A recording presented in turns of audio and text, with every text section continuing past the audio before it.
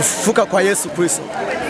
Nataka kutumia nafasi hii kuwakumbusha watu wote, washirika wa kanisa na watu wote wanaonisikia kwamba Yesu Kristo alikufa kwa upendo kwa ajili ya ulimwengu, na hivyo sisi pia tubebe nia ile ile ya Yesu Kristo ya upendo wake, kama alivyojitoa msalabani akafa kwa ajili ya ulimwengu, akafa kwa ajili ya dhambi za watu, akiwa yeye hana kosa. Maandiko yanasema alichukua laana yetu msalabani. Kwa kupigwa kwake sisi tulipona. Kwa kuwa tunasherehekea sio kufufuka kwake, ni wakumbusha watu kubeba nia ile ile ya upendo. Tuwapende watu kama Yesu alivyotupenda sisi. Tuwaheshimu watu kama Yesu alivyotuheshimu sisi. Tuwathamini watu kama Yesu alivyothamini watu na kufa msalabani kwa ajili yao. Lakini pia tuwakumbuke, tutumie nafasi hii ya leo kuwakumbuka yatima, kuwakumbuka wajane na watu wenye mahitaji.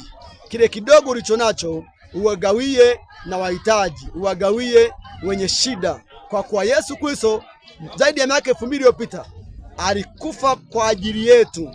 Upendo ule ule aliotupenda tuonyeshe tukiwapenda watu wengine. Kama nilivyosema, naitwa Mchungaji Claver Venant, nafanya ibada katika kanisa la EAGT lililoko Society Mafumbo Rome.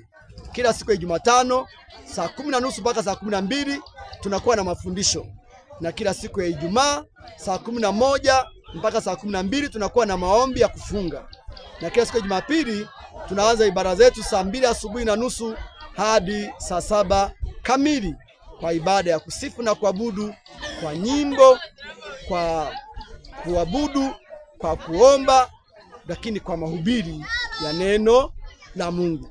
Nichukue nafasi hii kuwakaribisha watu wote mnaonisikia.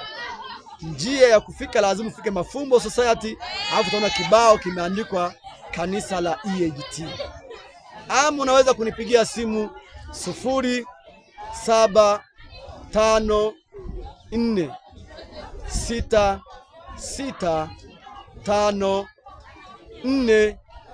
0754665478. Mungu awabariki na muwe na amani ya Kristo Yesu.